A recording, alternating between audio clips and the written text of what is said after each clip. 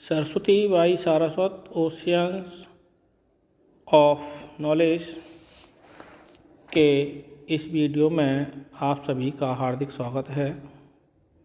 इस वीडियो में हम आनुवंशिकी जेनेटिक्स से संबंधित आवश्यक शब्दावली का अध्ययन करेंगे। इस शब्दावली को हमें अच्छी तरह से याद कर लेना चाहिए, जिससे जेनेटिक्स के आगे अध्ययन में हमें कोई परेशानी ना रहे। तो आइए प्रारंभ करते हैं टर्मिनोलॉजी ऑफ जेनेटिक्स। सबसे पहला शब्द लिखा है gene. In basic unit of genetics. Basic unit of genetics आनुवंशिकी की आधारभूत इकाई होती है। जीन के लिए मेंडल ने फैक्टर शब्द, कारक शब्द का उपयोग किया, जबकि जीन शब्द का उपयोग 1909 में जॉनसन ने किया सर्वप्रथम। दूसरा शब्द अलील्स या अलीलोमॉर्फ, एक विकल्पी विपर्यायिक लक्षणों के जोड़े को अलील्स या अलीलोमॉर्फ कहते हैं। Pairs of contrasting characters is called alleles. इसमें ऐसे दो लक्षणों का जोड़ा होता है जो एक दूसरे के विपरीत होता है तथा एक प्रभावी होता है और एक अप्रभावी होता है। जैसे मटर के पौधे में देखें, लंबा और बौना पौधा, पौधे की लंबाई। दूसरा है बैंगनी कलर, वायलेट कलर और वाइट कलर के पुष्प। वायलेट वाला वो पुष्प होता है वो प्रभावी है लक्षण, वाइट वाला अप्रभावी। अलील्स या एलीलोमॉर्फ शब्द का उपयोग वैटसन नामक वैज्ञानिक ने किया। तीसरा शब्द डोमिनेंट, प्रभावी।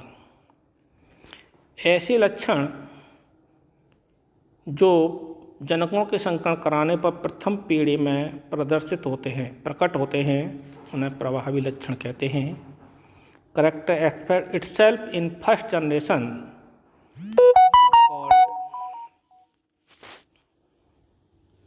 डोमिनेंट। जैसे मटर के पौधे में ही बात करेंगे, जितने भी एग्जाम्पल हैं, लंबा पौधा, बैंगनी पुष्प, गोल बीज, ठीक, और भी हैं लक्षणों के आ रखे सभी 7 लक्षण जो मेंडल ने अध्ययन किए थे, आगे बताएंगे। चौथा शब्द रिसेसिव, अप्रभावी। ऐसे लक्षण जो प्रथम पीढ़ी में प्रदर्शित नहीं होते, प्रकट नहीं होते, दिखाई नहीं देते, उन्हें अप्रभावी लक्षण कहते हैं। Characters not expressed in first generation itself, जैसे ड्वार्फ प्लांट, बौना पौधा मटर का, सफ़ेद पुष्प और गोल बीज की से झुर्रीदार बीज, ठीक, पीले के विपरीत में हरे बीज। तो ये लक्षण जो हैं अप्रभावी हैं। 5वां नंबर फिनोटाइप, इसे दृश्य रूप या समलक्षण कहते हैं। ऐसे लक्षण जो प्रदर्शित होते, विकसित होते हैं और आनुवंशिक रूप से प्रदर्शित भी होते हैं, उन्हें दृश्य रूप कहते हैं। जिन्हें हम आँखों से देख सकते हैं, महसूस कर सकते हैं, ठीक, उन्हें दृश्य रूप या फिनोटाइप कहते हैं। जैसे बैंगनी पुष्प है, सफ़ेद पुष्प है, लंबा पौधा है, बौना पौधा है, गोल बीज हैं, हरे बीज हैं, झुर्रीदार बीज हैं, जैसे भी लक्षण हैं ये सब हम देख सकते हैं, बाह्य रूप से हम देख सकते हैं, उन्हें हम दृश्य रूप या फिनोटाइप कहते हैं। जीनोटाइप, किसी भी लक्षण को संकेत रूप में जो रिप्रेजेंट करते हैं आनुवंशिक लक्षण को, तो उसे उसका जीनोटाइप कहते हैं। जैसे टाल के लिए डबल टी, कैपिटल टी लगाते हैं। हाइब्रिड टाल के लिए एक कैपिटल टी, एक स्मॉल टी होगी, और ड्वार्फ के लिए स्मॉल टी हैं दोनों जीन्स। ऐसे वायलेट के लिए कैपिटल डब्ल्यू का उपयोग करेंगे। प्रभावी लक्षण के लिए कैपिटल का उपयोग करते हैं और अप्रभावी के लिए स्मॉल लेटर का उपयोग करते हैं। जीनोटाइप और फिनोटाइप शब्द का भी उपयोग जॉनसन ने किया। होमोजाइगस, समयुग्म की, ऐसे जीव जिनमें कंट्रास्टिक जीन की जगह पर दोनों एक जैसी जीन होती हैं, प्रभावी लक्षण की होगी या प्रभावी की होंगी, उन्हें होमोजाइगस कहेंगे। कहने का तात्पर्य यह है कि इनमें युग्मक जो बनते हैं वो एक ही प्रकार के लक्षण वाले बनते हैं, तो उन्हें having same jeans.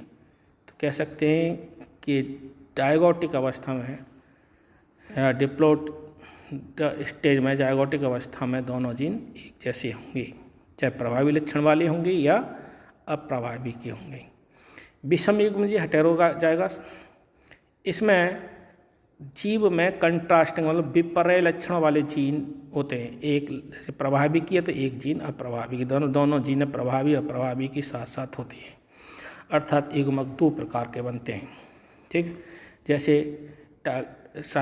Hybrid tall के लिए capital T small T, hybrid round बीज के लिए capital R small R, hybrid yellow बीज के लिए कैपिटल वाई स्मॉल वाई, ये केवल संकेत के रूप में उपयोग किए जाते हैं।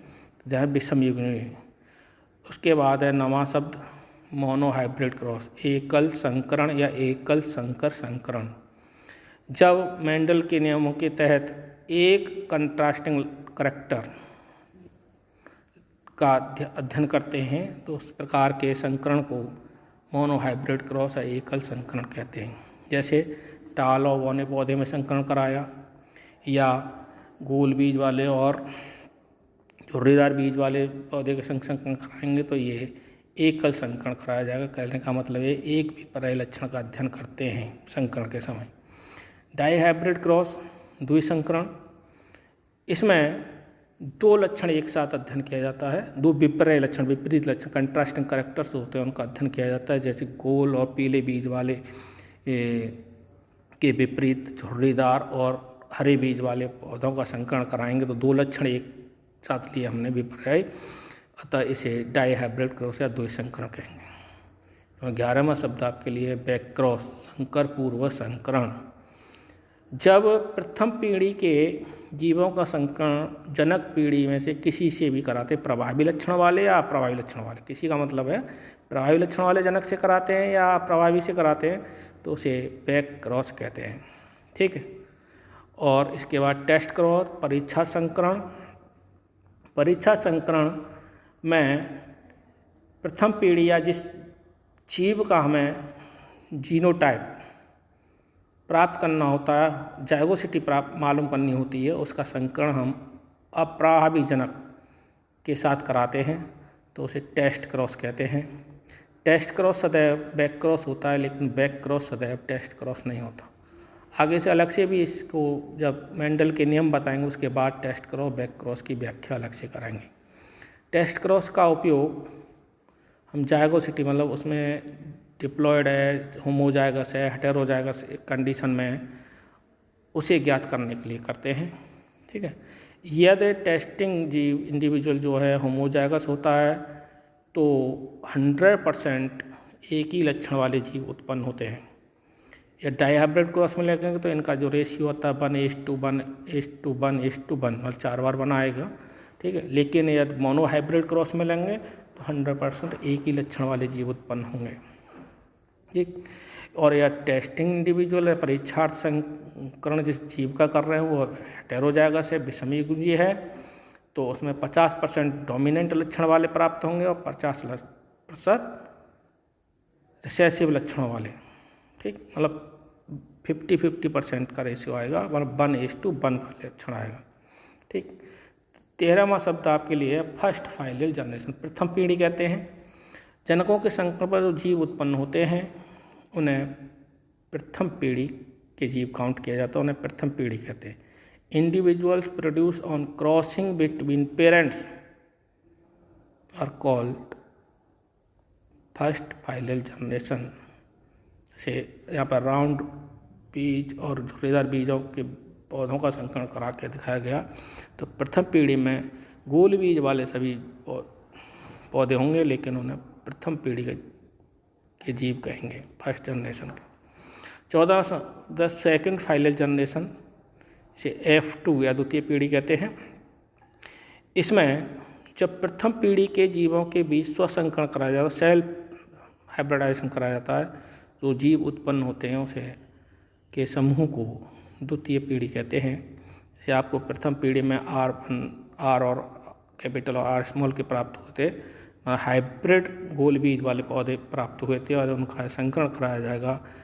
तो दूसरी पीढ़ी में एक लक्षण को लेके ही बात कर रहे हैं, तो राउंड बीज वाले या संकर राउंड वाले मिलेंगे और प्योर रिंकल्ड मिलेंगे, झुर्रीदार में रिंकल्ड मिलेंगे। तो ये जीव सब जो होंगे वो F2 जनरेशन के लिए होंगे। अब इसके बाद दो शब्द और रह जाते हैं जो हमें प्रारंभ में ही बताने देने चाहिए, लेकिन आवश्यक है और क्योंकि शब्दों के रूप में, टर्मिनोलॉजी के रूप में उपयोग करना है, तो उनका हेरिडिटी और इनहेरिटेंस, ये दोनों एक ही चीज़ है। आनुवंशिकता हेरिडिटी को और इनहेरिटेंस को वंशागति कहते हैं। ठीक, process of transferring of hereditary characters और genetic traits from one generation to second generation या next generation is called heredity और इनहेरिटेंस। मतलब वह क्रिया जिसके द्वारा आनुवंशिक लक्षण एक पीढ़ी से दूसरी पीढ़ी में स्थानांतरित होते हैं, पहुंचते हैं, उसे आनुवंशिकता या वंशागत कहते हैं। ठीक, और 16वां शब्द है जेनेटिक्स, आनुवंशिकी। ठीक, branch of science which deal study of inheritance and hereditary character is called genetics. मतलब विज्ञान की वो शाखा जो आनुवंशिक लक्षणों और उनकी आनुवंशिकता का अध्ययन करते हैं, जिसमें उसे आनुवंशिकी कहते हैं। आनुवंशिकी से संबंधित ये टर्मिनोलॉजी अति आवश्यक है, क्योंकि फिर आगे नियम मेंडल्स के आनुवंशिकी के नियम थे या और जेनेटिक्स जो पढ़नी पड़ेगी या पढ़ते हैं हम, उसे समझने में परेशानी रहती है। तो इन 16 के 16 शब्दों को आप अच्छी तरह से ध्यान से पढ़ें, ठीक, सुने और समझने का प्रयास करें। समझने में परेशानी हो तो कॉल करें। ठीक है, जेनेटिक्स शब्द का उपयोग वेटसन ने 1905 ईस्वी में किया था। ये आपके लिए इधर लिख रखा है, वेटसन 1905, इसका मतलब है जेनेटिक्स शब्द का उपयोग सर्वप्रथम वेटसन ने 1905 में किया था, जबकि मेंडल को आनुवंशिकी का जनक कहते हैं। ठीक है, और आगे की बात आगे के वीडियो में बताएंगे। इस वीडियो का आप इससे संबंधित है कि मेंडल ने संकरण से संबंधित मटर के पौधे पर 7 लक्षणों का उपयोग किया था। ठीक है, तो वो आपके लिए बताएं कि विपरीत लक्षण कंट्रास्टिंग कर राउंड और रिंकल्ड, मतलब गोल और झुर्रीदार बीज। दूसरे नंबर पर आपके लिए आए येलो और ग्रीन येलो के विपरीत लक्षण होगा ग्रीन, गोल बीज, पीले बीज वाला और हरे बीज वाला। तीसरा लक्षण है इनफ्लेटेंट, चपटा, फ्लैट, सीधा फल। कंस्ट्रक्टर झुर्रीदार, बीच में गड्ढे से हो रहा है तो झुर्रीदार हो जाता है, मूंगफली जैसा हो जाता है फल। चौथा लक्षण है जो मेंडल ने उपयोग किया था ग्रीन, मतलब ग्रीन फल, और उसकी विपरीत है अप्रभावी वाला येलो। ठीक, पर्पल फ्लावर डोमिनेंट है, वाइट रिसेसिव है।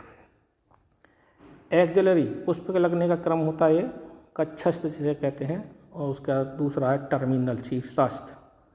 और लास्ट बिंदु जो इन्होंने लिखा रखा है, पौधे की लंबाई समुद्र टाल, प्रभावी और ड्वार्फ बौना। तो ये 7 वो लक्षण हैं जो मेंडल ने अपने आनुवंशिकी के नियमों को देने के लिए अध्ययन किए थे। मटर के पौधे में इनकी वंशागति पड़ी थी। ठीक है, आगे इस वीडियो में फ़िलहाल इतना ही।